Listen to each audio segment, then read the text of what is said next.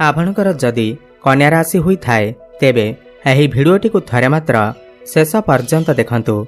आपणकर व्यस्तबहुल समय मध्यरु आपण 10 मिनिट समय आपण निज पई दियंतु एवं निजर भविष्यत विषय जानतु। काहेकि ना तुला राशि व्यक्तिविशेष मानकर जीवन एही पवित्र दीपावली पर्व ठारू बदलिबाकू जाउअछि। कारण ग्रह नक्षत्र मानकर चलन रे गोटे बहुत बड़ परिवर्तन हेबाकू जाउअछि। सबुठारु बड़ कथा एहा अटे कि देवगुरु बृहस्पतिंकर महापरिवर्तन हेबा पई जाउअछि। दीपावलीर ठीक 2 दिन पूर्वरु माने 18 अक्टोबर को देवगुरु बृहस्पतिंकर महापरिवर्तन हेबा पई जाउअछि। बृहस्पति आपणकर 10म भाव को छाड़ी एकादश भाव को चलन करने जाउछंती एवं ज्योतिष शास्त्र मतरे बृहस्पतिंकर एकादश भावर चलन करने को अत्यंत शुभ बोली माना जाई थाए। पूरा 12 वर्ष परे बृहस्पति आपणकर एकादश भाव माने लाभर भाव को चलन करिवे एवं समस्त ग्रह मानकर राजा सूर्यदेव आपणकर राशि बाहरी आपणकर द्वितीय भाव माने धनर भाव को चलन करिवे जहाँकि आपणक पई अत्यंत शुभ अटे। एवं बुध मध्य जे कि आपणकर राशि अधिपति आपणकर तृतीय भाव को चलन करिवे एवं भाग्य भाव को दृष्टि देवे जहाँकि आपणक पई राजयोग सृष्टि करुअछि। जहाद्वारा एही दीपावली पर्व ठारू आपणकर जीवन रे किछि बड़ हेबाकू जाउअछि। आपणकू 5 कोटी खुशी खबर मिलिबाकू जाउअछि। आपणकर जीवन रे चलिथिबा समस्त समस्या मानकर अंत हेबाकू जाउअछि। पुणी आपणकर जीवन रे खुशी फेरिबाकू जाउअछि। तेबे आसंतु जानिबा एही पवित्र दीपावली पर्व ठारू आपणकर जीवन रे कोन सबु बड़ परिवर्तन हेबा पई जाउअछि। एहा पूर्वरु जदि आपणकर भी कन्या राशि हुई थाए एवं आपण भी माँ लक्ष्मी को सच्चा हृदय भक्ति करुथांती विश्वास करुथांती तेबे एही भिडियोटी को लाइक करी कमेंट बॉक्स रे जय माँ लक्ष्मी जय जगन्नाथ अवश्य लिखि दियंतु। बंधुगण गोटे कथा मन रखंतु जेमिति ही 18 अक्टोबर आसीबा एवं देवगुरु बृहस्पतिंकर महापरिवर्तन हेब आपणकर एकादश भाव को तेबे आपणकर जीवन रे 5 कोटी बड़ घटना घटिबा। देखंतु पूर्वर आपणकर बहुत बेसी धन जनित समस्या देखा देउथिला। आपणकर अधिक लॉस हेउथिला। आपण करजर मायाजाल रे फसी रहिथिले। ऋणर भार आपणकर ऊपर बढ़ी जाइथिला। गृह परिवार रे खुशीर वातावरण नथिला। शिक्षा क्षेत्र रे समस्या देखा देउथिला। पितांक सहित आपणकर संपर्क भल नथिला। समाज रे आपणकर मान सम्मान नथिला। आपणकू चाकरी प्राप्ति होई पारु नथिला एवं आपणकर मनर इच्छा मध्य पूर्ण होई पारु नथिला। संतान संतति पाई आपण चिंतित थिले एवं शत्रु मानकर मध्य आपणक उपरे विजय प्राप्त हेउथिला। व्यापार वाणिज्य लॉस हेबा सहित प्रेम जीवन रे मध्य समस्या देखा देउथिला। तेबे एही भली जहाँ भी समस्या आपणकर जीवन रे चालुथिला ताहा एबे दूर हेबाकू जाउअछि। एही दीपावली ठारू आपणकर जीवन रे पुणी थरे खुशी फेरिबाकू जाउअछि। आपणकर जीवन रे नूतन सूर्योदय हेबाकू जाउअछि। सबुठार प्रथम घटना एहा अटे कि बृहस्पति जेतेबेले आपणकर एकादश भाव को चलन करिवे एकादश भाव आपणकर इच्छा पूर्तिर भाव होइथाए। भाई भौणी मानकर भाव होइथाए। मान सम्मानर भाव होइथाए एवं आपणकर आयर भाव होइथाए। आपण आपणकर जीवन रे केते इनकम करिवे केते आय करिवे केते लाभ करिवे एहा एकादश भावरु जणा जाइथाए। तो बृहस्पतिंकर एकादश भाव को चलन करिबा सबुठु प्रथमे तो दीर्घ दिन धरी आपणकर मनरे जहाँ भी किछि मनस्कामना थिला इच्छा थिला ताहा सबु पूर्ण हेबाकू जाउअछि। आपणकर जहाँ भी किछि मनस्कामना थेउ वर्तमान समय रे आपण घर किनिबाकू चाहुथिबे गाड़ी किनिबाकू चाहुथिबे किंतु आपणक पाखरे पैसा नथिबा आर्थिक समस्या देखा देउथिबा।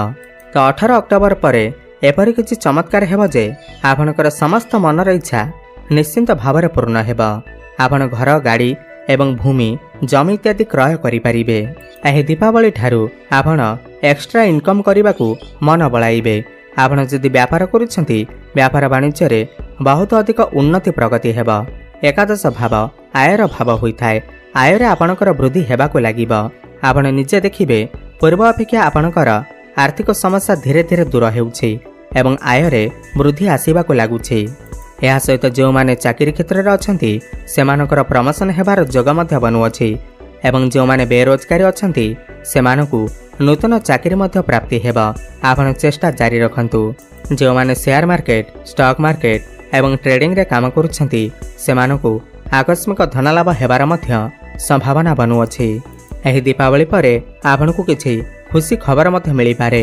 ବଡ଼ ଭାଇ ଭଉଣୀମାନଙ୍କ ସହିତ ଆପଣଙ୍କର ସମ୍ପର୍କ ବହୁତ ଭଲ ରହିବ।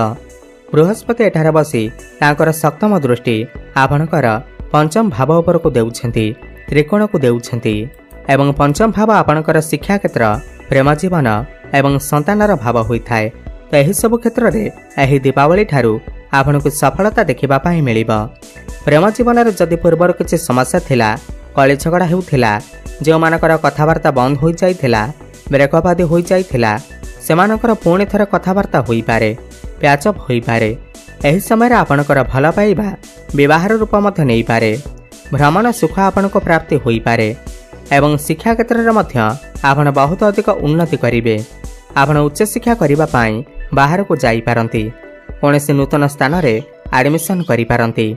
ଏହି ଦୀପାବଳି ପରେ ଯଦି ଆପଣଙ୍କର କିଛି ଏକ୍ଜାମ୍ ଅଛି, ଖାସ୍ କରି କମ୍ପିଟେଟିଭ୍ ଏକ୍ଜାମ୍ ଅଛି, ସମସ୍ତ ପ୍ରତିଯୋଗିତାମୂଳକ ପରୀକ୍ଷାରେ ଆପଣଙ୍କୁ ସଫଳତା ପ୍ରାପ୍ତି ହେବ ଏବଂ ପଞ୍ଚମ ଭାବ ଆପଣଙ୍କର ସନ୍ତାନ ସନ୍ତତିର ଭାବ ହୋଇଥାଏ।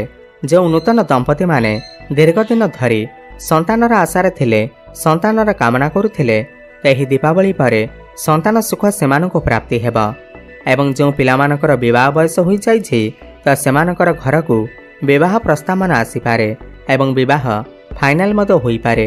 ଆପଣ ନିଶ୍ଚିନ୍ତ ଦେଖିବେ ଆପଣଙ୍କର ଘରକୁ ବିବାହ ପ୍ରସ୍ତାବମାନ ଆସିବ, କାହିଁକିନା ବୃହସ୍ପତିଙ୍କର ଦୃଷ୍ଟି ଆପଣଙ୍କର ସପ୍ତମ ଭାବ ଉପରକୁ ମଧ୍ୟ ରହୁଅଛି। ସପ୍ତମ ଭାବ ଆପଣଙ୍କର ବିବାହର ଭାବ ହୋଇଥାଏ, ବ୍ୟାପାର ବାଣିଜ୍ୟର ଭାବ ହୋଇଥାଏ। ଆପଣଙ୍କର ବୈବାହିକ ଜୀବନରେ ପୂର୍ବରୁ ଯଦି କିଛି ସମସ୍ୟା ଚାଲିଥିଲା ତାହା ସବୁ ଦୂର ହୋଇଯିବ। ଆପଣ ଦୁଇ ଜଣଙ୍କ ଭିତରେ ତାଳମେଳ ଠିକ୍ ରହିବ। ଫ୍ୟାମିଲି ପ୍ଲାନିଂ ଆପଣ କରିପାରନ୍ତି। ଆପଣଙ୍କର ଲାଇଫ୍ ପାର୍ଟନରଙ୍କର କ୍ୟାରିୟରରେ ମଧ୍ୟ ଗ୍ରୋଥ ଆସିବାକୁ ଲାଗିବ। ଯେଉଁମାନେ ବ୍ୟାପାର ବାଣିଜ୍ୟ କରୁଛନ୍ତି ସେମାନଙ୍କର ମନକୁ ନୂଆ ନୂଆ ଆଇଡିଆ ଆସିପାରେ। ବ୍ୟାପାର ବାଣିଜ୍ୟରେ ବହୁତ ଅଧିକ ଉନ୍ନତି ପ୍ରଗତି କରିବେ। ପାର୍ଟନରସିପ୍ରେ ଆପଣ କିଛି ବ୍ୟାପାର ବାଣିଜ୍ୟ ଆରମ୍ଭ କରିପାରନ୍ତି।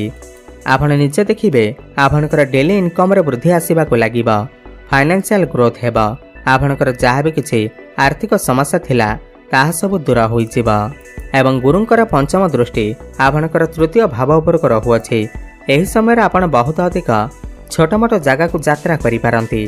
ଯେଉଁମାନେ ଅନଲାଇନ୍ କ୍ଷେତ୍ରରେ କାମ କରୁଛନ୍ତି, ମାର୍କେଟିଂର କାମ କରୁଛନ୍ତି, ଡିଜିଟାଲ କ୍ଷେତ୍ରରେ କାମ କରୁଛନ୍ତି, କାଉନସିଲିଂର କାମ କରୁଛନ୍ତି, ଯେଉଁମାନେ ଟିଚରସିପ୍ର କାମ କରୁଛନ୍ତି ସେମାନଙ୍କୁ ଅଧିକ ସଫଳତା ଦେଖିବା ପାଇଁ ମିଳିବ। ଏହି ସମୟରେ ଆପଣ ଟିକେ ଅଧିକ ପରିଶ୍ରମ କରିବେ। ପରିଶ୍ରମ ଅନୁଯାୟୀ ଆପଣଙ୍କୁ ଆହୁରି ଅଧିକ ଶୁଭଫଳ ପ୍ରାପ୍ତି ହେବ।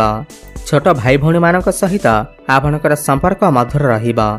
ଆଉ ଗୋଟିଏ ବଡ଼ କଥା, ବୃହସ୍ପତିଙ୍କର ସପ୍ତମ ଦୃଷ୍ଟି ଆପଣଙ୍କର ପଞ୍ଚମ ଭାବ ଉପରକୁ ଥିବାବେଳେ ଯେଉଁମାନଙ୍କର ସନ୍ତାନ ଅଛନ୍ତି, ଯେଉଁମାନେ ବିବାହିତ ଅଛନ୍ତି ତ ସେମାନଙ୍କର ସନ୍ତାନଙ୍କ ଠାରୁ ସେମାନଙ୍କୁ କିଛି ଖୁସି ଖବର ମିଳିପାରେ। ସନ୍ତାନଙ୍କ ଦ୍ୱାରା ଆପଣଙ୍କୁ ସମାଜରେ ସମ୍ମାନିତ କରାଯାଇପାରେ। ଏହା ସହିତ ଯେଉଁମାନେ କରଜର ମାୟାଜାଲରେ ଫସି ରହିଛନ୍ତି, ଆପଣ ନିଜେ ବୁଝିପାରୁନାହାନ୍ତି କି କରଜକୁ ଆପଣ ଶୁଝିବେ କେମିତି, ତ 18 ଅକ୍ଟୋବର ପରେ ମାନେ ଦୀପାବଳି ପରେ ଆପଣଙ୍କୁ ସମସ୍ତ କରଜ ସମସ୍ୟାରୁ ମୁକ୍ତି ମିଳିଯିବ। ଆପଣଙ୍କୁ କିଛି ନା କିଛି ବାଟ ଅବଶ୍ୟ ମିଳିଯିବ। ଏହା ସହିତ ଯଦି ଆପଣଙ୍କର ପୂର୍ବରୁ କିଛି ସ୍ୱାସ୍ଥ୍ୟଜନିତ ସମସ୍ୟା ଲାଗି ରହିଥିଲା ତ ସେଥିରେ ମଧ୍ୟ ସୁଧାର ଆସିବ।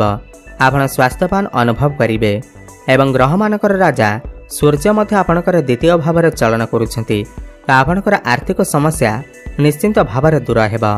ଘର ପରିବାରରେ ହସଖୁସିର ଲହରୀ ଲାଗି ରହିବ। ଘରକୁ କୌଣସି ନୂତନ ଅତିଥି ଆସିପାରନ୍ତି, କିନ୍ତୁ ଏହି ସମୟରେ ଆପଣଙ୍କର ବାଣୀରେ ଟିକେ କଟୁତା ଆସିପାରେ। ଏଥିପ୍ରତି ଆପଣ ଟିକେ ଧ୍ୟାନ ଦେବେ। ମୋଟାମୋଟି ଦେଖିବାକୁ ଗଲେ ବୃହସ୍ପତିଙ୍କର ଏହି ମହାପରିବର୍ତ୍ତନ ଏହି ଦୀପାବଳି ପରଠାରୁ ଆପଣଙ୍କର ଜୀବନକୁ ପୁରାପୁରି ବଦଳାଇବା ପାଇଁ ଯାଉଅଛି। ଆପଣଙ୍କର ସମସ୍ତ ଆର୍ଥିକ ସମସ୍ୟା ଦୂର ହେବା ସହିତ ସମସ୍ତ ମନସ୍କାମନା ମଧ୍ୟ ପୂର୍ଣ୍ଣ ହେବ। ଅଧିକ ଶୁଭଫଳ ପ୍ରାପ୍ତି କରିବା ପାଇଁ ଆପଣ ପ୍ରତ୍ୟେକ ବୁଧବାର ଦିନ ଗୋମାତାଙ୍କୁ ସବୁଜ ଚାରା ଖାଇବାକୁ ଦିଅନ୍ତୁ ଏବଂ ବ୍ରାହ୍ମଣମାନଙ୍କୁ ହଳଦିଆ ଜିନିଷର ଦାନ କରନ୍ତୁ ଏବଂ ବୁଧଙ୍କର ବୀଜମନ୍ତ୍ରର ଜପ ଅବଶ୍ୟ କରନ୍ତୁ। ଓମ୍ ବ୍ରାଂ ବ୍ରେଂ ବ୍ରଂ ସହ बुद्धाय नमः 108 थर प्रत्येक दिन जप करंतु। शुभफल प्राप्ति हेबा सहित आपणकर भाग्य रे उन्नति आसीबा।